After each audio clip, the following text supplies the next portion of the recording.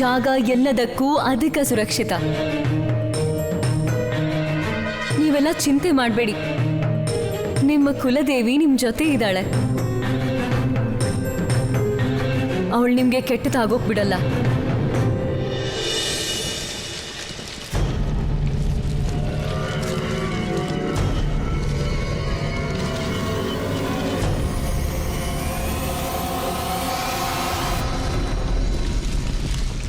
ಕೃಷ್ಣ, ಆದ್ರೆ ನಾನು ಏನ್ ಮಾಡ್ಲಿ? ಎಲ್ರೂ ಹೇಗ್ ರಕ್ಷಣೆ ಮಾಡ್ಲಿ? ಪ್ರಭು, ಈಗ ನೀವೇ ಏನಾದರೂ ಮಾಡಬೇಕು. ಇಲ್ಲದಿದ್ದರೆ ಕಂಸ ಏನು ಮಾಡ ಹೊರಟಿಹನೋ ಅದರಿಂದ ಯೋಗಮಾಯಿಯ ಜೊತೆಗೆ ಎಲ್ಲ ವೃಂದಾವನವಾಸಿಗಳ ಅಂತ್ಯವಾಗುವುದು. ದೇವಿ, ಸಂಕಷ್ಟದ ಇಂತಹ ಸಮಯದಲ್ಲಿ ದೇವರು ಎಂತಹ ಮನುಷ್ಯನಿಗೆ ಸಹಾಯ ಮಾಡುತ್ತಾನೆಂದರೆ ಆ ಮನುಷ್ಯ ತನ್ನ ಸಾಹಸ, ತನ್ನ ಧೈರ್ಯ ಮತ್ತು ತನ್ನ ಧರ್ಮದಲ್ಲಿ ವಿಶ್ವಾಸ ಹೊಂದಿರಬೇಕು. ನಿಯತಿಯನ್ನು ಯಾರೂ ತಿಳಿದಿಲ್ಲ, ಆದರೆ ಯಾರು ಆಶಾವಾದ ಮತ್ತು ಅನುಷ್ಠಾನದಿಂದ ಇರುವರೋ, ಯಾರು ಆಕ್ರಂದನದ ಬದಲಿಗೆ ಸಂಘರ್ಷ ಮಾಡುವರೋ, ಜೀವನದ ಸಂಕಷ್ಟಗಳಿಂದ ಕೇವಲ ಅದೇ ಮನುಷ್ಯರು ಹೊರಗೆ ಬರುತ್ತಾರೆ. ದೇವಿ,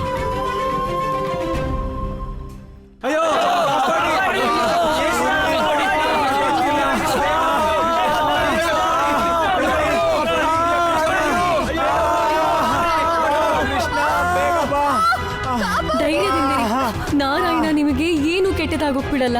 ಹಾ ಸೋದರಿ, ನಾವು ನಾರಾಯಣನ್ನಂತೂ ಖಂಡಿತ ನೋಡೇ ಇಲ್ಲ. ಆದ್ರೆ ನಮ್ ಕೃಷ್ಣ ನಮ್ ಜೊತೆಗಿದ್ದಿದ್ರೆ ಅವ್ ನಮ್ಗೆ ಏನೂ ಆಗಕ್ ಬಿಡ್ತಿರ್ಲಿಲ್ಲ. ಕಂದ, ಕಂದ ಎಲ್ಲಿ? ಕಂದ, ಕಂದ ಎಲ್ಲಿದ್ದಾನೆ? ಕೃಷ್ಣ, ಕೃಷ್ಣ ಎಲ್ಲಿದ್ದಾನೆ? ಅಮ್ಮ,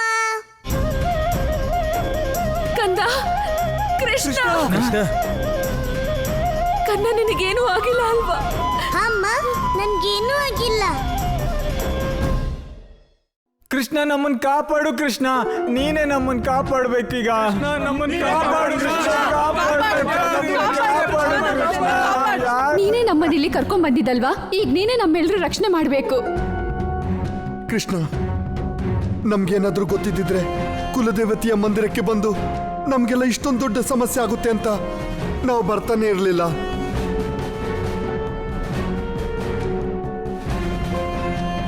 ನಮ್ಮೆಲ್ಲರ ಪ್ರಾರ್ಥನೆಗೆ ಕುಲದೇವಿ ಇಂಥ ಫಲ ನೀಡೋದ? ಕೃಷ್ಣ ಅಣ್ಣ, ನೀವಿದೇನ್ ಹೇಳ್ತಿದ್ದೀರಾ? ಕುಲದೇವಿ ನಮ್ಮ ರಕ್ಷಕಿನಿ, ಮತ್ತವಳು ನಮ್ಗೆ ಸಹಾಯ ಮಾಡಕ್ ಪ್ರಯತ್ನ ಮಾಡ್ತಿದ್ದಾಳೆ.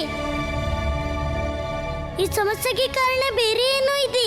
ಕೃಷ್ಣ, ಇದೆಲ್ಲ ಯಾಕೆ ಆಗ್ತಿದೆ ಗೊತ್ತಾಯ್ತಾ? ಅಪ್ಪ, ಅದು ಇಲ್ಲಿ ಯಾವ ಭೂಕಂಪ ಆಗಿಲ್ಲ. ಬದಲಿಗೆ ಇದರ ಕಾರಣ ಕಂಸಾನೆ.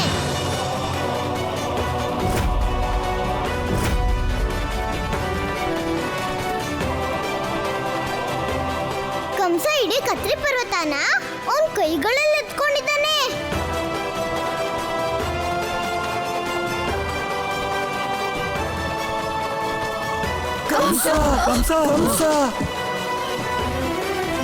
ಗೋಪಿ, ಗೋಪಿ ಹುಷಾರು.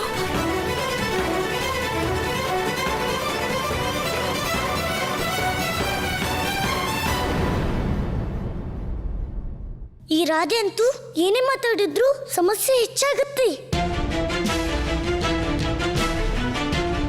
ಏನೋ ಅಂದೆ ನೀನು? ಏನಿಲ್ಲ, ನಿನ್ ಬಗ್ಗೆ ಏನಲ್ಲ. ನಾನು, ನನ್ನ ಜನರು, ನನ್ನ ಭಕ್ತರಿಗೆ ಅಪಾಯವಾಗಲು ಬಿಡಲಾಗದು. ಅದಕ್ಕಾಗಿ ನಾನು ಕಂಸನ ಬಳಿಯೇ ಹೋಗಬೇಕಾದರೂ ಸರಿಯೇ. ಅಣ್ಣ, ಅಣ್ಣ ಎದ್ದೇಳಿ. ಅಯ್ಯೋ ದೇವಿ, ನಿಂತ್ಕೊಳ್ಳಿ ದೇವಿ.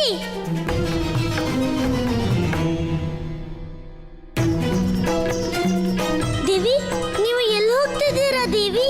ಕೃಷ್ಣ, ಕಂಸ ನನ್ನನ್ನ ಭೇಟಿಯಾಗೋದಕ್ಕೆ ಇದನ್ನೆಲ್ಲ ಮಾಡ್ತಿರೋದು. ನಾನು ನಿರ್ಧಾರ ಮಾಡಾಗಿದೆ. ಕಂಸನ ಹತ್ರ ಹೋಗ್ತೀನಿ, ಅವನ್ನ ತಡೆಯೋಕೆ. ಬೇಡ ದೇವಿ, ನೀವು ಕಂಸನ ಹತ್ರ ಹೋದ್ರೆ ಅನರ್ಥ ಆಗ್ಬಿಡತ್ತಿ. ನಿಮ್ ಜೀವಕ್ಕೆ ಅಪಾಯ ಆಗ್ಬೋದು. ನನ್ನ ಜೀವನಕ್ಕಾಗಿ ನಾನು ನನ್ನ ಭಕ್ತರ ಜೀವನನ ಅಪಾಯ ಕೊಡೋದಕ್ಕಾಗಲ್ಲ. ಇಲ್ದಿದ್ರೆ ಜಗತ್ತು ಏನ್ ಹೇಳತ್ತೆ? ಕುಲದೇವಿ ಯೋಗಮಾಯೆ ತನ್ನ ಜೀವನಕ್ಕೋಸ್ಕರ ತನ್ನ ಕುಲಾನೇ ತ್ಯಜಿಸಿದ್ಲು ಅಂತನಾ? ಇಲ್ಲ ಕೃಷ್ಣ, ನಾನು ಹಾಗಾಗೋದಕ್ಕೆ ಬಿಡಲ್ಲ. ನಾನು ಕಂಸನ ಭೇಟಿ ಆಗೋದಕ್ಕೆ ಹೋಗ್ಲೇಬೇಕು. ಮತ್ ನಾನು ಹೋಗ್ತೀನಿ. ದೇವಿ, ನಾನು ನಿಮ್ಮ ಚಿಂತನ ಅರ್ಥ ಮಾಡ್ಕೋತೀನಿ. ಆದ್ರೆ ನೀವು ನನ್ನ ಸೋದರ ಅಂದಿದ್ರಲ್ವಾ? ಒಬ್ಬ ಸೋದರನ ಕರ್ತವ್ಯ ಏನಂದ್ರಿ? ಸೋದರಿಯನ್ನ ರಕ್ಷಣೆ ಮಾಡೋದು. ದೇವಿ, ನಿಮ್ಗೆ ಈ ಸೋದರನ ಮೇಲೆ ನಂಬಿಕೆ ಇಲ್ವಾ? ನನ್ಗೀಗ ಒಂದು ಅವಕಾಶ ಕೊಡಿ, ನಾನು ನಿಮ್ಗೆ ನಂಬಿಕೆ ಮೂಡಿಸ್ತೀನಿ. ಆ ಕಂಸ ನಿಮ್ಗೆ, ಅದ್ರ ಜೊತೆ ನಿಮ್ಮ ಭಕ್ತರಿಗೆ ಏನು ಕೆಟ್ಟದ್ ಮಾಡಕ್ಕಾಗಲ್ಲ ದೇವಿ.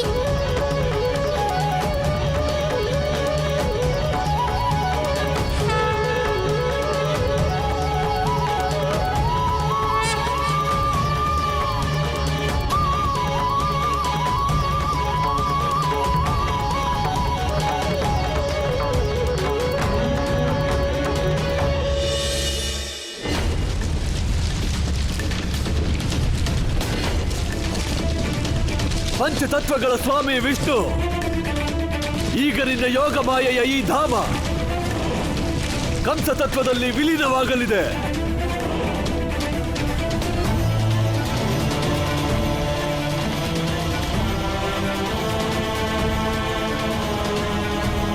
ಹೇಗ್ ತಡೀಲಿ ಕಂಸನ್ನ? ಕಂಸ ಎಷ್ಟು ದೊಡ್ಡ ಅಪಾಯನ ತಂದಿಟ್ಟಿದ್ದಾನೆ.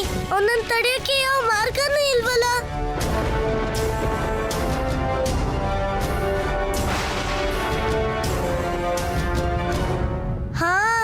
ಅಮ್ಮ ಹೇಳ್ತಾಳೆ, ನಮ್ಮ ಒಳಗಡೆ ಸಂಪೂರ್ಣ ಬ್ರಹ್ಮಾಂಡನೇ ಅಡಗಿರುತ್ತೆ. ನಮ್ಮೊಳಗೆ ಸಂಪೂರ್ಣ ಸೃಷ್ಟಿಯ ಭಾರ ಇರುತ್ತೆ. ಕಂಸ ತನ್ನ ಶಕ್ತಿಯಿಂದ ಈ ಪರ್ವತನೇನು ಎತ್ತಿದ್ದಾನೆ, ಆದ್ರೆ ಸೃಷ್ಟಿ ಭಾರನ ಅವನು ಎತ್ತಕ್ಕಾಗೋದಿಲ್ಲ. ಅವನೀಗ ಪರ್ವತನ ಕೆಳಗಡೆ ಇಡ್ಲೇಬೇಕು.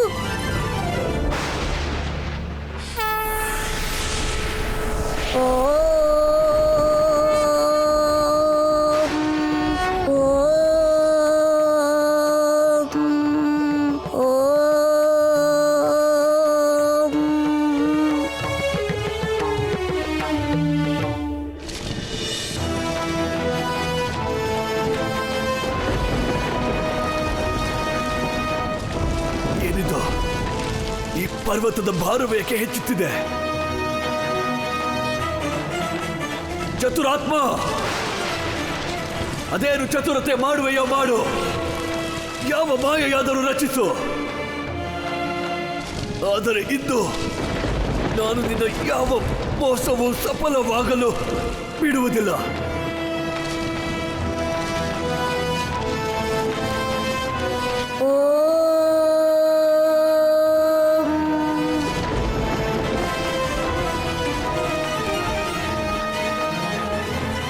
ನಂದರಾಜ, ಎಲ್ಲ ಶಾಂತವಾಗಿದೆ. ಸ್ವತಃ ನಾರಾಯಣನೇ ನಮ್ಮ ಪ್ರಾರ್ಥನೆ ಕೇಳುವಾಗ, ನಮ್ಮ ರಕ್ಷಣೆ ಮಾಡ್ತಿರುವಾಗ ನಮಗೆ ಇನ್ಯಾವ ಭಯ?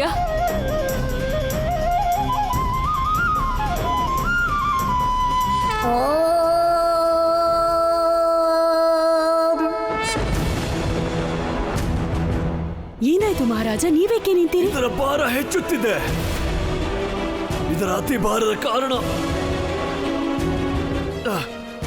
ನನ್ನ ತೋಳುಗಳು ಸ್ಪಂದಿಸುತ್ತಿಲ್ಲ.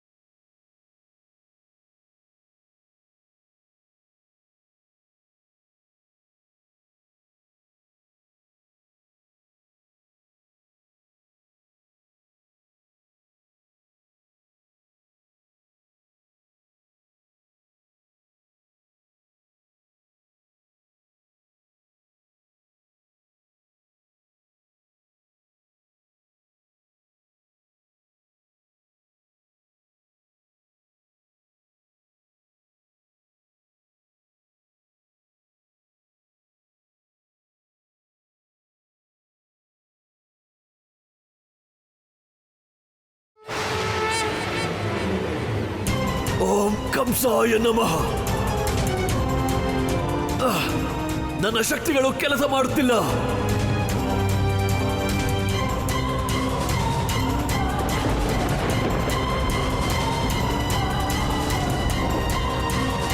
ವಂಚಕ ವಿಷ್ಣು!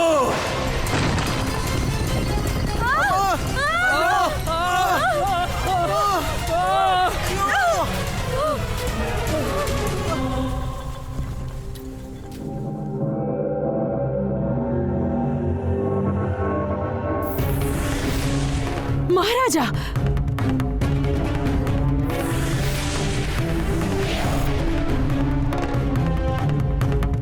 ಭಗವಂತ ಭಗವಂತ ಅಧರ್ಮ ಎಂದೂ ಸೋಲುವುದಿಲ್ಲ. ನಾನೆಂದೂ ಪರಾಜಿತನಾಗುವುದಿಲ್ಲ.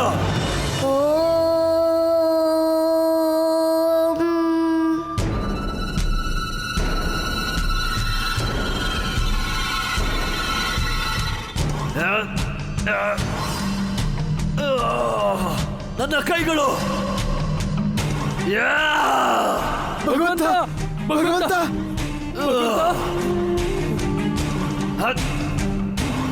ಏನು ಮಾಡುತ್ತಿದ್ದೀರಿ ಮೂರ್ಖರೇ? ಹೋಗಿ! ನನ್ನ ಕೈ ಸಿಕ್ಕಿ ಬಿದ್ದಿದೆ, ಹೋಗಿ!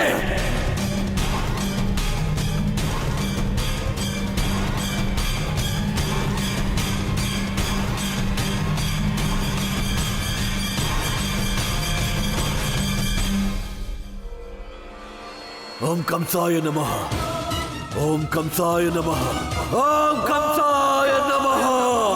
ಭಗವಂತ, ನನ್ಗನ್ಸುತ್ತೆ ಇದು ಆ ವಿಷ್ಣುವಿನ ಮಾಯೆ. ಇದರಿಂದ ಪಾರಾಗೋದಕ್ಕೆ ನೀವು ನಿಮ್ದಲ್ಲ, ವಿಷ್ಣು ನಾಮ ಜಪ ಮಾಡಬೇಕು ಭಗವಂತ. ಭಗವಂತ ಭಗವಂತ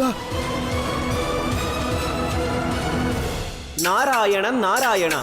ಪ್ರಭು, ಪಾಪಿ ಕಂಸನ ಈ ಕ್ರೋಧದಿಂದ ತಿಳಿಯುತ್ತಿದೆ. ಈಗ ಅವನಿಗೆ ವಿಷಯ ತಿಳಿದಿದೆ. ಅವನಿಗೂ ಮಿಗಿಲಾದ ಶಕ್ತಿ ಈ ಜಗತ್ತಿನಲ್ಲಿರುವುದು. ಅನ್ಯಥಾ ಅವನಂತೂ ತನ್ನನ್ನೇ ತಾನು ಅಧಿಕ ಶಕ್ತಿಶಾಲಿ ಮತ್ತು ಸರ್ವಶ್ರೇಷ್ಠನೆಂದುಕೊಂಡಿದ್ದ. ಆದರೆ ಪ್ರಭು, ನೀವು ಅವನಿಗೆ ಸತ್ಯದ ಅರಿವು ಮೂಡಿಸಿದಿರಿ. ನಾರಾಯಣ ನಾರಾಯಣ. ಬಲರಾಮ ಬಲರಾಮ ಬಲರಾಮ ಬಲರಾಮ ಶಾಂತವಾಗಿರಿ, ಶಾಂತವಾಗಿರಿ, ಶಾಂತವಾಗಿರಿ ನೀವೆಲ್ಲ. ಎಲ್ರೂ ಇಲ್ಲಿ ಕೇಳಿ. ಕತ್ರಿ ಪರ್ವತ ಪುನಃ ತನ್ನ ಸ್ಥಾನದಲ್ಲಿ ಸ್ಥಿರವಾಗಿದೆ. ಚಿಂತೆ ಮಾಡೋ ಅಗತ್ಯ ಇಲ್ಲ. ಅಪಾಯ ದೂರ ಆಗಿದೆ. ಬಲರಾಮ, ಕೃಷ್ಣ ಎಲ್ಲಿ? ಏನು? ಕೃಷ್ಣ? ಇದ್ರರ್ಥ ಕೃಷ್ಣ ಇಲ್ಲಿಲ್ವಾ? ನಿನ್ ಜೊತೆ ಇರ್ಲಿಲ್ವಾ? ಚಿಕ್ಕಮ್ಮ, ಇದೇ ಅತಿ ದೊಡ್ಡ ಅಪಾಯ. ಈ ಕೃಷ್ಣ ಯಾವಾಗ ಎಲ್ಲಿಗೆ ಹೋಗ್ತಾನೋ ಒಂದು ಗೊತ್ತೇ ಆಗೋದಿಲ್ಲ. ನಂದರಾಜ, ನಾವು ಕೃಷ್ಣನ ಹುಡುಕ್ಬೇಕು. ಕಂದ, ಚಿಕ್ಕಮ್ಮ!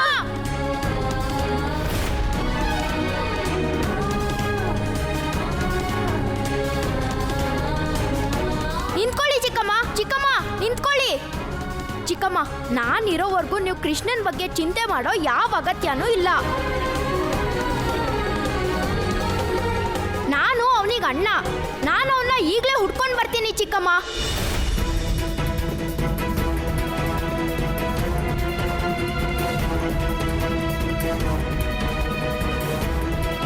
ಹೇ ಪ್ರಭು, ನನ್ನ ಮಕ್ಕಳಿಬ್ಬರನ್ನು ರಕ್ಷಣೆ ಮಾಡು. ಓ ವಂಚಕ! ನಿನ್ನನ್ನೇ ನೀನು ಬ್ರಹ್ಮಾಂಡದ ಪಿತನೆಂದುಕೊಂಡಿರುವೆ. ನಿನ್ನ ಆಸೆ ಏನು? ನಾನು ನಿನ್ನ ಸಹಸ್ರನಾಮದ ಜಪ ಮಾಡಬೇಕೆಂದೆ ನೀನೆಂದುಕೊಂಡೆಯ? ನಿನ್ನ ಮಾಯೆಯ ಸಮ್ಮುಖ ನಾನು ವಿವಶನಾದನೆಂದು ನಿನ್ನನ್ನು ದೀನಬಂಧು, ದೀನಾನಾಥ, ದೀನ ದಯಾಳು, ಶರಣದಾತ, ಪರಬ್ರಹ್ಮ ಪರಮೇಶ್ವರನೆಂದು ಕರೆದು ನನ್ನ ಜೀವನದ ಪ್ರಾರ್ಥನೆ ಮಾಡಬೇಕೆ?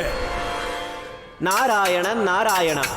ಪ್ರಭು, ಶತ್ರುಭಾವದಿಂದಾದರೂ ಸರಿ, ಆದರೆ ಈ ಪಾಪಿ ಕಂಸ ತಮ್ಮ ಸಹಸ್ರನಾಮಗಳನ್ನೇ ಜಪಿಸುತ್ತಿದ್ದಾನೆ. ತನ್ನ ಅಜ್ಞಾನದಲ್ಲೂ ಕೂಡ ಅಧರ್ಮಿ ಕಂಸ ನಿಮ್ಮನ್ನೇ ಕೂಗುತ್ತಿದ್ದಾನೆ ಪ್ರಭು. ಸತ್ಯಾತ್ಮ ವಿಷ್ಣು, ನಿನ್ನ ಈ ಮಾಯೆಯನ್ನು ಒಮ್ಮೆ ನಿಲ್ಲಿಸಿ ನೋಡು. ನನ್ನನ್ನು ಒಂದು ಬಾರಿ ಮುಕ್ತಗೊಳಿಸಿ ನೋಡು.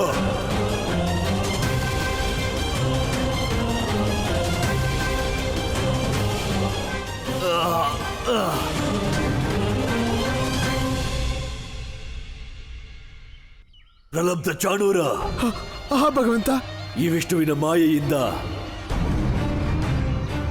ಮುಕ್ತನಾಗಲು ಕೇವಲ ಈಗ ಒಂದೇ ಮಾರ್ಗ ಉಳಿದಿದೆ. ನನ್ನ ಕೈಗಳನ್ನು ಕತ್ತರಿಸಿ.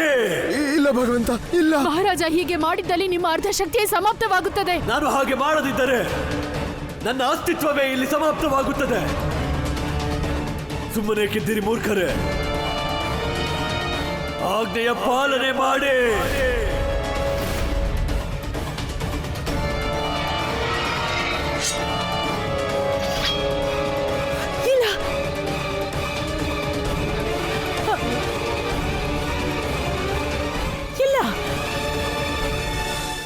ನಾರಾಯಣ ನಾರಾಯಣ.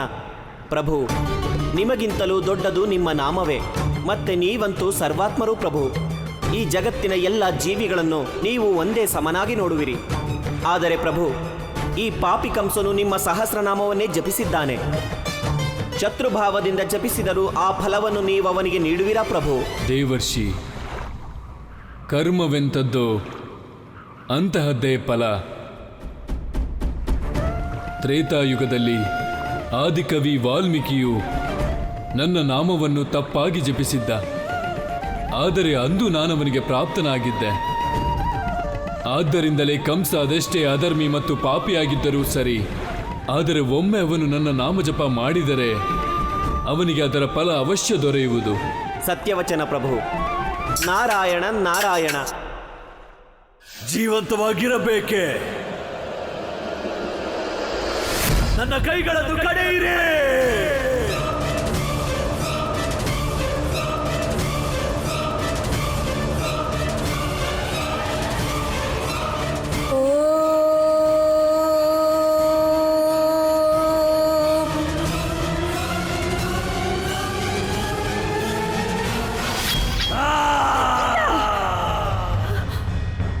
ನಾರಾಯಣ ನಾರಾಯಣ. ಪ್ರಭು, ಯಾವ ಕಂಸನ ಅಂತ್ಯಕ್ಕಾಗಿ ನೀವು ಅವತಾರವೆತ್ತಿದಿರೋ, ಇಂದು ಅಜ್ಞಾನದಲ್ಲಿ ತೋರಿದ ಅವನ ಭಕ್ತಿಗಾಗಿ ನೀವು ಅವನ ಪ್ರಾಣವನ್ನೇ ಕಾಪಾಡಿದಿರಿ ಪ್ರಭು. ನಿಮ್ಮ ಲೀಲೆ ಅಪಾರ ಪ್ರಭು, ನಿಮ್ಮ ಲೀಲೆ ಅಪಾರ. ಹಾ ಪ್ರಭು, ನೀವೇ ಕಂಸನ ರಕ್ಷಣೆ ಮಾಡಿದರೆ ಆ ಕಂಸನ ಅಂತ್ಯ ಹೇಗೆ? ದೇವಿ, ನಾನು ಅಧರ್ಮಿ ಕಂಸನನ್ನಲ್ಲ, ಬದಲಿಗೆ ಭಕ್ತ ಕಂಸನ ರಕ್ಷಣೆ ಮಾಡಿದ್ದೇನೆ. ಒಬ್ಬ ದುರ್ಬಲ ಮನುಷ್ಯನ ರಕ್ಷಣೆ ಮಾಡಿದ್ದೇನೆ. ಅವನು ಶುದ್ಧ ಹೃದಯದಿಂದ ದೇವರನ್ನು ಸ್ಮರಿಸಿದ್ದಾನೆ. ಮತ್ತೆ ಒಮ್ಮೆ ಕಂಸ ಅಧರ್ಮದ ಮಾರ್ಗ ತ್ಯಜಿಸಿ ಧರ್ಮದ ಮಾರ್ಗದಲ್ಲಿ ನಡೆದರೆ ಅವನ ಅಂತ್ಯ ಮಾಡುವ ಅವಶ್ಯಕತೆ ಏನಿಲ್ಲ. ಆದರೆ ಒಮ್ಮೆ ಅವನು ಪುನಃ ಅಧರ್ಮದ ಮಾರ್ಗದಲ್ಲಿ ನಡೆದರೆ ಯಾವ ರೀತಿ ನಾನವನ ರಕ್ಷಣೆ ಮಾಡಿದೆನೋ ಸರಿಯಾಗಿ ಅದೇ ರೀತಿ ನಾನವನ ವಧೆಯನ್ನು ಮಾಡುತ್ತೇನೆ. ನಾರಾಯಣ ನಾರಾಯಣ. ಸತ್ಯವಚನ ಪ್ರಭು, ಸತ್ಯವಚನ. ಕೃಷ್ಣ, ಕೃಷ್ಣ, ನೀನ್ ಎಲ್ಲಿದ್ಯಾ ಕೃಷ್ಣ? ಕೃಷ್ಣ, ಹೇಳ್ದೆ ಕೇಳ್ದೆ ಈ ಕೃಷ್ಣ ಎಲ್ಲಿ ಹೋಗ್ತಾನೋ? ಕೃಷ್ಣ, ಕೃಷ್ಣ, ಕೃಷ್ಣ, ನನಗಂತೂ ಒಂದ್ ವಿಷಯ ಅರ್ಥ ಆಗ್ತಿಲ್ಲ. ನೀನಿಲ್ ಬಂದು ಒಬ್ನೇ ಯಾಕೆ ಕೂತಿದ್ಯಾ? ನಡಿ, ಯಶೋದೆ ಚಿಕ್ಕಮ್ಮ ಮತ್ತೆ ನಂದ ಚಿಕ್ಕಪ್ಪ ನಿನ್ ಬಗ್ಗೆ ಚಿಂತೆ ಮಾಡ್ತಾ ಇದ್ದಾರೆ. ಅಣ್ಣ, ಅವರೆಲ್ಲ ಕ್ಷೇಮವಾಗಿದ್ದಾರ? ಕೃಷ್ಣ, ನಿನ್ ಮನ್ಸು ಎಲ್ಲಿರುತ್ತೆ? ನಿನ್ಗಂತೂ ಏನು ಗೊತ್ತೇ ಇರೋದಿಲ್ಲ. ಕೇವಲ ಅವ್ರು ಮಾತ್ರ ಅಲ್ಲ, ಬದ್ಲಿಗೆ ಎಲ್ಲಾ ಜನರು ಸುರಕ್ಷಿತವಾಗಿದ್ದಾರೆ ಕೃಷ್ಣ. ಮತ್ತೆ ನೋಡು, ಈಗ ಕತ್ರಿ ಪರ್ವತನೂ ಕೂಡ ಮತ್ತೆ ಅದ್ರ ಸ್ಥಾನಕ್ಕೆ ಬಂದಿದೆ. ಹಾ ಅಣ್ಣ.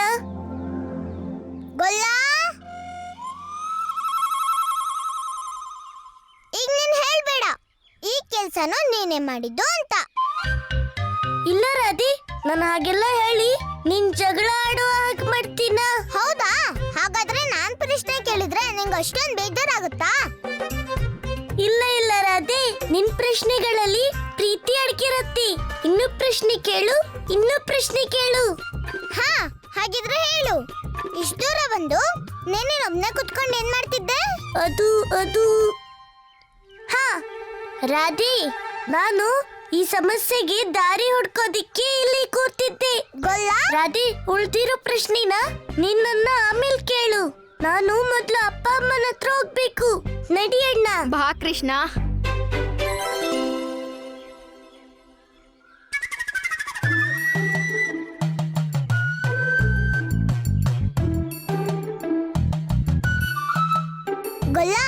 ನನ್ಗೆ ನಿನ್ ಬಗ್ಗೆ ಚೆನ್ನಾಗ್ ಗೊತ್ತು. ನೀನ್ ಯಾವ್ದೇ ಕೆಲ್ಸ ಮಾಡದೇ ಇದ್ರು ಮಾಡ್ದೆ ಅಂತ ಹೇಳ್ಕೊಂಡ್ ತಿರುಗ್ತ್ಯಾ. ಮತ್ತೆ ನೀನು ಕೆಲ್ಸ ಮಾಡ್ದಾಗ ಮಾಡಿದೀನಿ ಅಂತ ಹೇಳ್ಕೊಳಲ್ಲ. ಆದ್ರೆ ನಾನು ರಾಧೆ, ನೀನ್ ಸತ್ಯ, ನಿನ್ ಬಾಯಲ್ಲೇ ಬರೋ ಹಾಗೆ ಮಾಡ್ತೀನಿ. ಭಗವಂತ ಕ್ಷಮಿಸ್ಬಿಡಿ, ನಮ್ಮಿಂದ ತಪ್ಪಾಗಿದೆ. ನಾವು ನಿಮ್ ಕೈನ ಕತ್ತರಿಸ್ಬಿಟ್ವಿ ಭಗವಂತ.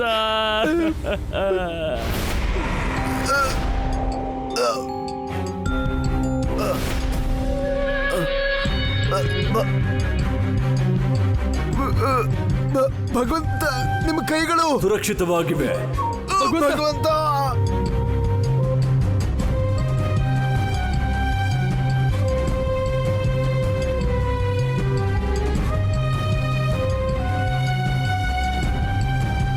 ವಿಶ್ವಕ್ಸೇನ ವಿಷ್ಣು, ಈ ಹೆಸರಿರಲು ಕಾರಣ ಇದೆಯಲ್ಲವೇ? ಅದೆಷ್ಟೇ ದೊಡ್ಡ ಸೇನೆಯಾದರೂ ನಿನ್ನ ಸಮ್ಮುಖ ನಿಲ್ಲಲಾಗದೆಂದು. ಆದರೆ ಈ ಬಾರಿ ನಿನ್ನ ಎದುರು ಸ್ವಯಂ ಭಗವಂತ ಕಂಸನಿದ್ದಾನೆ. ನಾನು ಈ ಯೋಗಮಾಯೆಯಿಂದ ಆ ಬಾಲಾವತಾರಿಯ ಸತ್ಯ ತಿಳಿಯುವೆ. ಆದರೆ ಮಹಾರಾಜ, ಈಗಂತೂ ಯೋಗ ಮಾಯೆಯನ್ನು ತಲುಪುವ ಎಲ್ಲ ಮಾರ್ಗಗಳು ಮುಚ್ಚಿ ಹೋಗಿದೆ. ಮಾರ್ಗಕ್ಕೆ ಅವರೋಧವಾಗುವುದು ಕೇಶಿನಿ, ಮುಚ್ಚುವುದಿಲ್ಲ. ಅರ್ಥವಾಗಲಿಲ್ಲ ಮಹಾರಾಜ.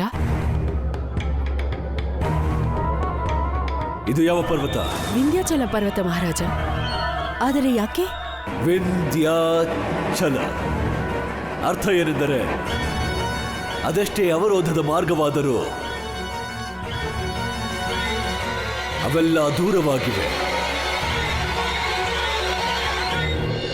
ಕೃಷ್ಣ, ನಾವಿಲ್ಲಿಗೆ ನಮ್ಮ ಸಂಕಷ್ಟ ದೂರ ಆಗ್ಲಿ ಅಂತ ಬಂದಿದ್ವಿ. ಆದ್ರೆ ಇಲ್ಲಿ ನಮ್ಮ ಜೀವನಕ್ಕೆ ದೊಡ್ಡ ಸಂಕಷ್ಟ ಬಂದಿದೆ.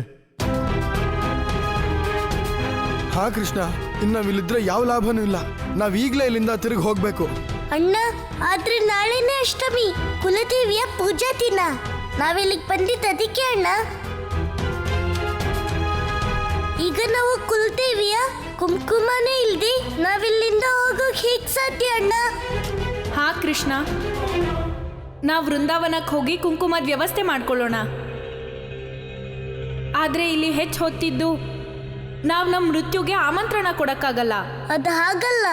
ಮೊದಲು ನಾವ್ ಯಾವ ತಪ್ಪನ್ ಮಾಡಿದ್ವೋ ಇಲ್ಲಿಂದ ಹೋದ್ರೆ ಅದಕ್ಕಿಂತ ದೊಡ್ಡ ತಪ್ಪಾಗುತ್ತೆ. ನಾವೆಲ್ಲ ಇಲ್ಲೇ ಇದ್ರು ನಾವು ನಮ್ಮ ಕುಲದೇವಿಗೆ ಪೂಜೆ ಮಾಡ್ತಿದ್ರೆ ಆಗ ನಮ್ಮ ಕುಲದೇವಿಗೆ ದೊಡ್ಡ ಅವಮಾನ ಮಾಡ್ದಾಗುತ್ತೆ.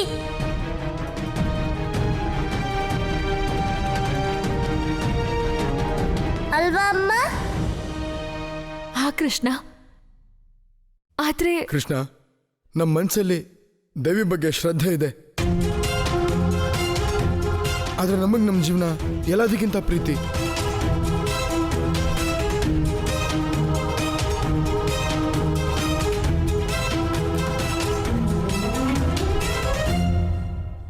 ಅಣ್ಣ, ನಿಮ್ಗೇನ್ ಅನ್ಸುತ್ತೆ? ಇಷ್ಟೊಟ್ಟ ಅಪಾಯದಿಂದ ನಮ್ಮ ರಕ್ಷಣೆ ಮಾಡಿದವ್ರು ಯಾರು? ಮೃತ್ಯು ನಮ್ಗೆ ಇಷ್ಟ ಹತ್ರ ಬಂದ್ರು ನಮ್ಗೇನೂ ಆಗ್ಲಿಲ್ವಲ್ಲ. ಯಾಕಂದ್ರೆ ನಮ್ಮ ಕುಲದೇವಿ ನಮ್ಮ ಜೊತೆಗಿದ್ಲು, ಅವಳೇ ನಮ್ಮ ರಕ್ಷಣೆ ಮಾಡಿದ್ದು. ಹಾಗಾಗಿ ನಮ್ಗೆಲ್ಲ ಯಾವ ಅಪಾಯನೂ ಆಗ್ಲಿಲ್ಲ. ಏನ್ ಅಪಾಯ ಆಗಿದ್ರು ಆ ಅಧರ್ಮಿ ಕಂಸಂಗಾಗಿದೆ, ಅಲ್ವಾ ಅಮ್ಮ? ಹಾಕಂದ.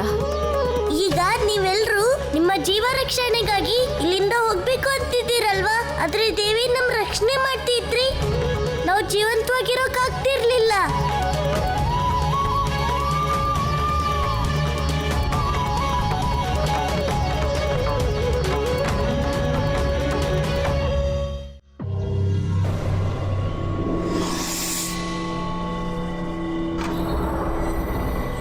ಓ ವಿಂಧ್ಯಾಚಲ, ವಿಂಧ್ಯಾಚಲ, ಓ ಪರ್ವತಗಳ ಸಾಮ್ರಾಟನೆ,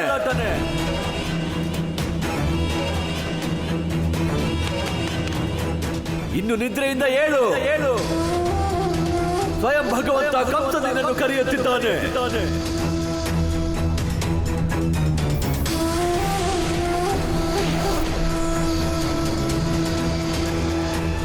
ಆಶೀರ್ವಾದ.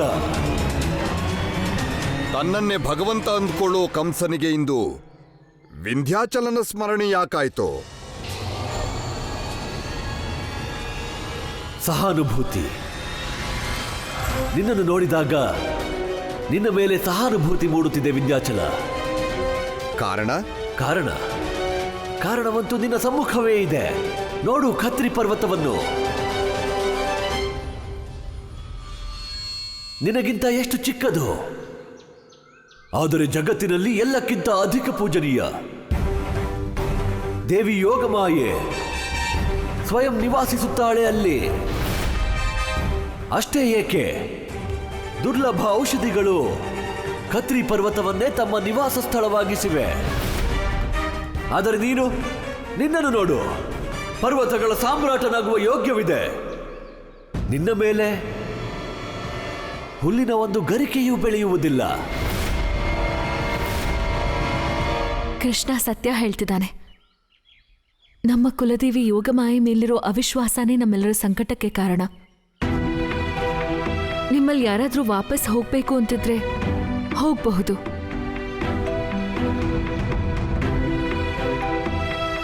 ಆದ್ರೆ ನಾನ್ ಮಾತೆಯ ಪೂಜೆ ಮಾಡ್ದೆ ಇಲ್ಲಿಂದ ಎಲ್ಲೂ ಹೋಗೋದಿಲ್ಲ. ನೀನು ಹೇಳಿದ್ದೆಲ್ಲ ಸರಿಯಾಗಿದೆ ಯಶೋದೆ. ಆ ಮಾತೆ ಆಶೀರ್ವಾದ ನಮ್ಮ ಜೊತೆ ಇದ್ರೆ ನಮ್ಗೆ ಯಾವ ಅಪಾಯನೂ ಬರೋದಿಲ್ಲ. ಇನ್ನು ಏನಾದರೂ ಸರಿ, ಅಷ್ಟಮಿ ಪೂಜೆನ ಮಾಡದೆ ನಾವಿಲ್ಲಿಂದ ಹೊರಡೋದಿಲ್ಲ. ಹೇಳಿ ಕುಲದೇವಿ ಯೋಗಮಾಯಿ ಮಾತೆಗೆ ಜೈ! ಕುಲದೇವಿ ಯೋಗಮಾಯಿ ಮಾತೆಗೆ ಜೈ!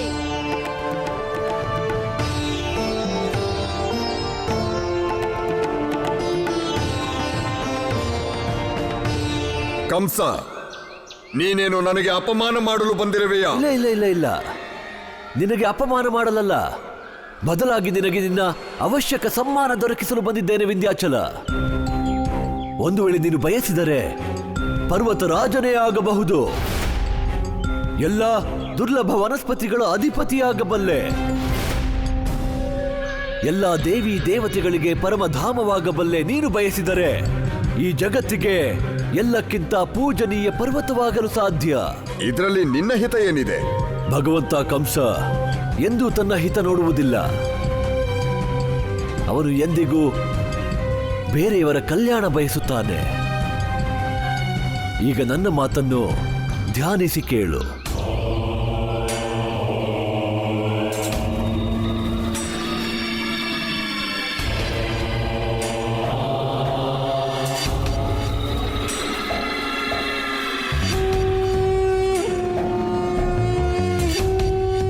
ಅಷ್ಟೇ, ನೀನೇನಾದರೂ ನಾನು ತೋರಿಸಿದ ಮಾರ್ಗ ಆರಿಸಿದರೆ ಆಗ ನಿನಗೆ ಪರ್ವತರಾಜನಾಗುವುದರಿಂದ ಯಾರೂ ತಡೆಯಲಾಗದು ವಿಂಧ್ಯಾಚಲ.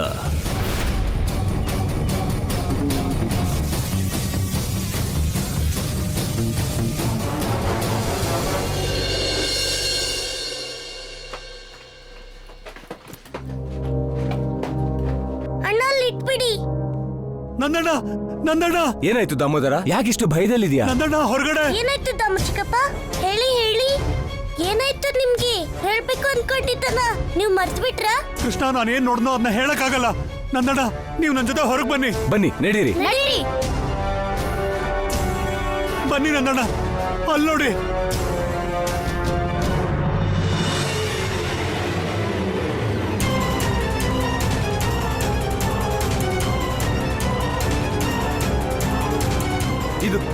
ಇದೇನಾಗ್ತಿದೆ? ಈ ಪರ್ವತ ಇಷ್ಟು ವಿಶಾಲವಾಗಿ ಹೇಗಾಯ್ತು? ನಂದರಾಜ, ಖಂಡಿತವಾಗ್ಲೂ ಏನೋ ದೊಡ್ಡ ಅನಿಷ್ಟ ಆಗೋದ್ರಲ್ಲಿದೆ. ಖಂಡಿತ ನಮ್ಗೆಲ್ಲ ಈ ಸಾರಿ ಮೃತ್ಯು ಕಾದಿದೆ. ಅರ್ಥನೇ ಆಗ್ತಿಲ್ಲ. ಒಮ್ಮೆಗೆ ಸೂರ್ಯ ಯಾಕೆ ಸಮೀಪ ಬಂದ?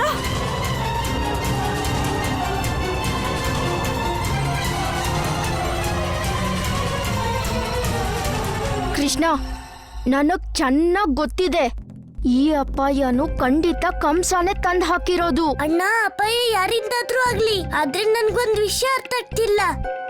ಅಷ್ಟು ಚಿಕ್ಕದಾದ ಪರ್ವತ ಇಷ್ಟೊಂದು ದೊಡ್ಡದು ಹೇಗಾಯ್ತು? ಇದಕ್ಕಿಷ್ಟ ಶಕ್ತಿ ಬಂದಿದ್ದೆಲ್ಲಿಂದ? ನಾರಾಯಣ ನಾರಾಯಣ ಪ್ರಭು. ಯಾವ ಜಿಜ್ಞಾಸೆ ಈ ಬಾರಿ ಕೃಷ್ಣನ ಮನದಲ್ಲಿದೆಯೋ ಅದೇ ಪ್ರಶ್ನೆ ನನ್ನ ಮನದಲ್ಲೂ ಮೂಡಿದೆ ಪ್ರಭು. ಒಂದು ಸಾಧಾರಣವಾದ ಪರ್ವತ ಆಕಾರದಲ್ಲಿ ಇಷ್ಟು ವಿಶಾಲವಾಗಲು ಹೇಗೆ ಸಾಧ್ಯ ಪ್ರಭು? ದೇವರ್ಷಿ, ಇದೇ ತಾನೇ ವಿಂಧ್ಯಾಚಲದ ವಿಶೇಷತೆ. ಅವನು ಬಯಸಿದಲ್ಲಿ ತನ್ನ ಆಕಾರವನ್ನು ಬ್ರಹ್ಮಾಂಡದಷ್ಟು ವಿಶಾಲಗೊಳಿಸಬಲ್ಲ, ಅಥವಾ ಕಣಗಳ ಸಮಾನ ಸೂಕ್ಷ್ಮವು. ಪ್ರಭು, ನಿಮ್ಮ ಮಾತಿನ ಅರ್ಥವೇನು? ಒಂದು ಪರ್ವತಕ್ಕೆ ಇಂಥ ಬದಲಾವಣೆ ಹೇಗೆ ಸಾಧ್ಯವಿದೆ ಪ್ರಭು? ದೇವಿ, ಇದು ಆ ಸಮಯದ ಮಾತು. ಆಗ ಪರ್ವತ ಅಚಲವಲ್ಲ, ಅವುಗಳು ಚಲನೆಯಲ್ಲಿರುತ್ತಿದ್ದವು. ಅವು ಮನುಷ್ಯನಂತೆಯೇ ಚಲಿಸುತ್ತಿದ್ದವು ಮತ್ತು ವಿಶಾಲ ಪಕ್ಷಿಗಳ ತರಹ ಆಕಾಶದಲ್ಲಿ ತೇಲಾಡುತ್ತಾ ಒಂದು ಸ್ಥಾನದಿಂದ ಇನ್ನೊಂದು ಸ್ಥಾನಕ್ಕೆ ಹಾರಿ ಹೋಗುತ್ತಿದ್ದವು. ಇದೇ ಪರ್ವತಗಳಲ್ಲಿ ವಿಂಧ್ಯಾಚಲ ಮತ್ತು ಮೇಲಕಗಳಂತಹ ಕೆಲವು ಉದ್ದಟ ಪರ್ವತಗಳು ಅಲ್ಲಿ ಇರುತ್ತಿದ್ದವು. ಇವು ಕೇವಲ ಮನುಷ್ಯರಲ್ಲ, ಬದಲಿಗೆ ಋಷಿ ಮುನಿಗಳ ಕಾರ್ಯದಲ್ಲೂ ಅಡ್ಡಿ ಮಾಡುತ್ತಿದ್ದವು. ಓಂ ಸ್ವಾಹ.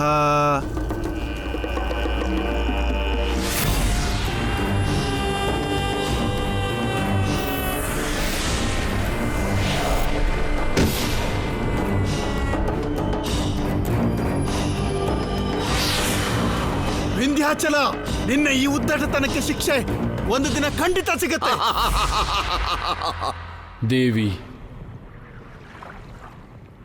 ಆ ದಿನವೂ ಶೀಘ್ರವೇ ಬಂದಿತು.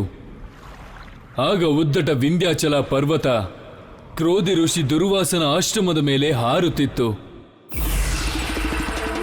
ಓಂ ಸ್ವಾಹ. ಓಂ ಸ್ವಾಹ.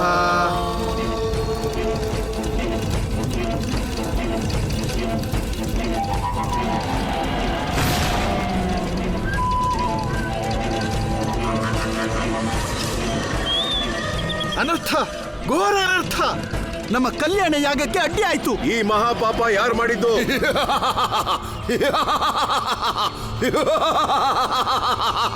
ಈ ಉದ್ದಟ ಪರ್ವತಗಳು ಇವು ಸದಾ ಹೀಗೆ ಮಾಡ್ತವೆ. ಹೇ ಉದ್ದಟ ಪರ್ವತಗಳೇ, ನೀವು ನನ್ನ ಮಹಾಯಜ್ಞಾನ ನಾಶ ಮಾಡೋ ದುಸ್ಸಾಹಸ ಮಾಡಿದಿರಿ. ಇದಕ್ಕೆ ದೂರ್ವಾಸನಾದ ನಾನು ನಿಮಗೆ ಶಾಪ ಕೊಡ್ತಿದ್ದೀನಿ. ಇಂದಿನಿಂದ ಜಗತ್ತಿನ ಎಲ್ಲ ಪರ್ವತ ಸ್ಥಿರ ಮತ್ತು ನಿಶ್ಚಲ ಆಗುತ್ತೆ. ನೀವು ನಿಮ್ಮ ಎಲ್ಲ ಚಲನಾ ಶಕ್ತಿಗಳನ್ನು ಶಾಶ್ವತವಾಗಿ ಕಳ್ಕೊಳ್ತೀರಿ. ಮತ್ತೆ ಭವಿಷ್ಯದಲ್ಲಿ ಎಂದಿಗೂ ನಿಮ್ಮ ಸ್ಥಾನ ಬಿಟ್ಟು ಹೋಗೋಕ್ಕಾಗಲ್ಲ.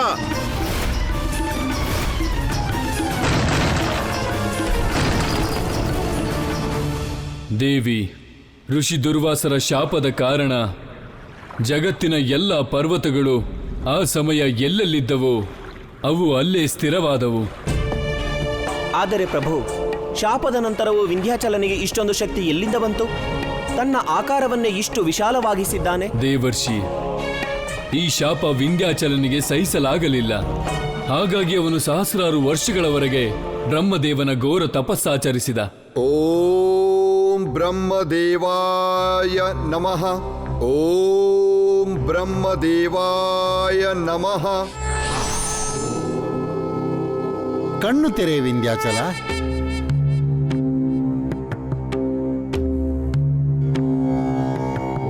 ಬ್ರಹ್ಮದೇವ, ಪ್ರಣಾಮ ಬ್ರಹ್ಮದೇವ. ಪುತ್ರ, ನಾನು ನಿನ್ನ ಕಠೋರ ಸಾಧನೆಯಿಂದ ತೃಪ್ತನಾಗಿದ್ದೇನೆ. ಹೇಳು, ನಿನಗೇನು ಬರಬೇಕು? ನಾನು ಮೊದಲಿನ ಹಾಗೆ ಮತ್ತೆ ಆಕಾಶದಲ್ಲಿ ಹಾರಾಡಬೇಕು. ಋಷಿ ದೂರ್ವಾಸರ ಶಾಪದಿಂದ ನನಗೆ ಮುಕ್ತಿ ನೀಡಿ ಬ್ರಹ್ಮದೇವ. ವಿಂಧ್ಯಾಚಲ, ಇದು ನನ್ನ ಅಧಿಕಾರ ಕ್ಷೇತ್ರದಲ್ಲಿ ಇಲ್ಲ. ಋಷಿ ದೂರ್ವಾಸರ ಶಾಪದ ಕಾರಣ ಈಗ ಯಾವ ಪರ್ವತವೂ ತನ್ನ ಸ್ಥಾನದಿಂದ ಪರಿವರ್ತನೆ ಮಾಡಲಾಗದು. ಬೇರೇನಾದರೂ ಕೇಳು. ಆಗ್ಲಿ ಬ್ರಹ್ಮದೇವ, ನನಗೇನಾದ್ರೂ ನನ್ನ ಸ್ಥಾನ ಬದಲಾಯಿಸಕ್ಕಾಗದಿದ್ರೆ ನೀವು ನನಗೆ ಈ ವರದಾನ ನೀಡಿ ನನ್ನ ಆಕಾರನಾದರೂ ಬದಲಾಯಿಸೋ ಹಾಗಾಗ್ಲಿ. ನನ್ನ ಇಚ್ಛೆ ಅನುಸಾರ ನಾನು ಚಿಕ್ಕದರಲ್ಲಿ ಚಿಕ್ಕದು, ವಿಶಾಲದಲ್ಲಿ ವಿಶಾಲ ರೂಪ ಧಾರಣೆ ಮಾಡೋಕ್ಕಾಗ್ಲಿ. ತಥಾಸ್ತು. ದೇವರ್ಷಿ, ಇದೇ ಕಾರಣದಿಂದ ವಿಂಧ್ಯಾಚಲ ಇಂದು ತನ್ನ ಆಕಾರವನ್ನು ಇಷ್ಟು ವಿಶಾಲಗೊಳಿಸಿದ್ದಾನೆ. ಅವನ ಕಾರಣದಿಂದಲೇ ಅರ್ಧ ಜಗಕ್ಕೆ ಸೂರ್ಯನ ಪ್ರಕಾಶ ತಲುಪುತ್ತಲೇ ಇಲ್ಲ. ನನಗೆ ಅರ್ಥವಾಯಿತು ಪ್ರಭು, ಅರ್ಥವಾಯಿತು. ವಿಂಧ್ಯಾಚಲನ ಶಕ್ತಿ ಮತ್ತು ಮಹತ್ವಾಕಾಂಕ್ಷೆಗಳಿಂದ ಕಂಸ ಲಾಭ ಪಡೆಯುತ್ತಿದ್ದಾನೆ.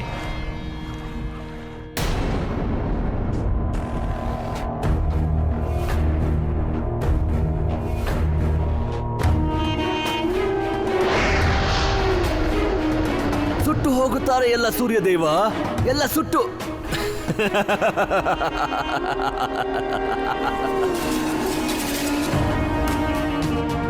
ವಿಂಧ್ಯಾಚಲ, ಈ ಮಹತ್ವಾಕಾಂಕ್ಷೆ ಬಹಳ ವಿಚಿತ್ರವಾಗಿರುತ್ತದೆ. ಇದರ ಕಾರಣಕ್ಕೆ ಮನುಷ್ಯ ಏನಾದರೂ ಮಾಡುತ್ತಾನೆ. ಇದೇ ಮಹತ್ವಾಕಾಂಕ್ಷೆಯ ಕಾರಣ ಯಾರಿಗಾದರೂ ದಾಸನಾಗಿ ಬಿಡುತ್ತಾನೆ. ಭಗವಂತ ಕಂಸನ ಇಚ್ಛೆಗಳೇ ಈಗ ಆ ವಿಂಧ್ಯಾಚಲನ ಮಹತ್ವಾಕಾಂಕ್ಷೆ. ನನಗೇನು ತಿಳಿಯಲಿಲ್ಲ ಮಹಾರಾಜ. ಆದರೆ ಈ ವಿಂಧ್ಯಾಚಲನ ಮಹತ್ವಾಕಾಂಕ್ಷೆಗೂ ನಿಮ್ಮ ಇಚ್ಛೆಗೂ ಏನು ಸಂಬಂಧ?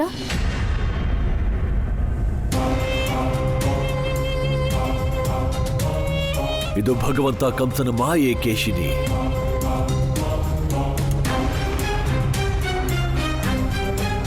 ಯೋಚಿಸು, ಒಮ್ಮೆ ಸೂರ್ಯದೇವನ ಪೂರ್ತಿ ಶಾಖ ವಿಂಧ್ಯಾಚಲನ ಬದಲು ಆ ಖತ್ರಿ ಪರ್ವತದ ಮೇಲೆ ಬಿದ್ದರೆ ಏನಾಗುತ್ತದೆ? ಯೋಚಿಸಿ ನೋಡು. ಆಗ ಆ ಖತ್ರಿ ಪರ್ವತ ಚಟಪಟ ಚಡಪಡಿಸುತ್ತದೆ. ಇದೇ ಭಗವಂತ ಕಂಸನ ಮಾಯೆ. ಇದಕ್ಕಿದ್ದಾಗೆ ಯಾಕಿಷ್ಟು ಬಿಸಿ ಆಗ್ತಿದೆ? ನಮ್ ಕೈಯಲ್ಲಿ ತಡಿಯಕ್ಕೆ ಆಗ್ತಾ ಇಲ್ಲ. ಈ ಬಿಸಿಲಂತೂ ಅಸಹನೀಯ ಆಗ್ತಿದೆ. ನನಗನ್ನಿಸ್ತಾ ಇದೆ ಇಲ್ಲೇ ಸುಟ್ಟು ನಾವೆಲ್ಲ ಭಸ್ಮ ಆಗಿ ಹೋಗ್ತೀವಿ. ನಾವು ಚಿಕ್ಕಪ್ಪ, ನೀವು ಚಿಂತೆ ಮಾಡ್ಬೇಡಿ, ಯಾರಿಗೂ ಏನೂ ಆಗೋದಿಲ್ಲ. ನೀವೆಲ್ಲರೂ ಗುಹೆ ಒಳಗಡೆ ಹೋಗಿ. ಕಂದ ನೀನು ಬಾ ಬಾ.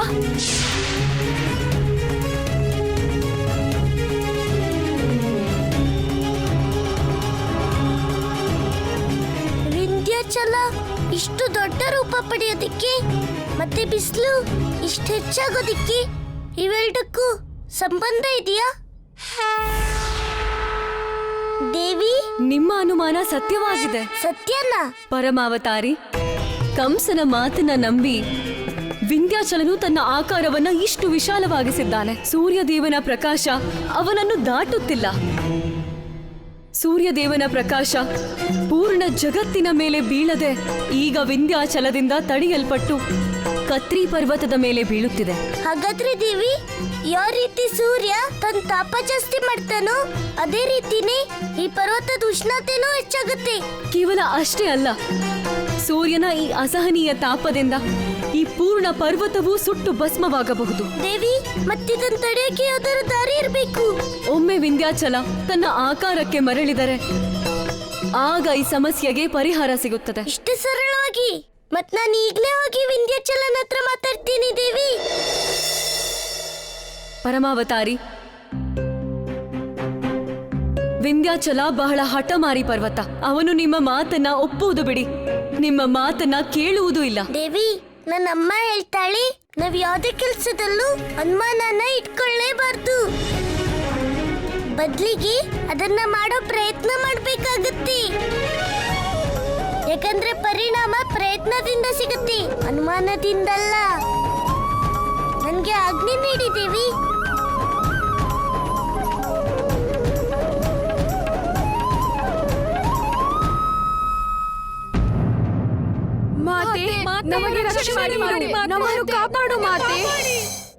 ವಿಂಧ್ಯಾಚಲ ಪರ್ವತ ಪ್ರತ್ಯಕ್ಷ ಆಗಿ, ನಾನು ನಿಮ್ಮನ್ನು ಭೇಟಿ ಆಗ್ಬೇಕು. ವಿಂಧ್ಯಾಚಲ ಪರ್ವತ ಪ್ರತ್ಯಕ್ಷ ಆಗಿ. ಈ ವಿಂಧ್ಯಾಚಲ ಪರ್ವತ ಹತ್ತು ಬಹಳ ಹಠಮಾರಿ. ಇದ್ರ ಅರ್ಥ ಏನಂದ್ರೆ ನಾನು ಇದಕ್ಕೆ ಅರ್ಥ ಆಗೋ ಹಾಗೆ ಮಾತಾಡ್ಬೇಕು, ಇಲ್ದಿದ್ರೆ ಇದು ಪ್ರತ್ಯಕ್ಷ ಆಗಲ್ಲ. ವಿಂಧ್ಯಾಚಲ, ನಾನ್ ನಿಮ್ಗೆ ಒಳ್ಳೇದ್ ಮಾಡಕ್ ಬಂದಿದ್ದೀನಿ. ಪ್ರತ್ಯಕ್ಷ ಆಗಿ ವಿಂಧ್ಯಾಚಲ ಪರ್ವತ ಪ್ರತ್ಯಕ್ಷ ಆಗಿ.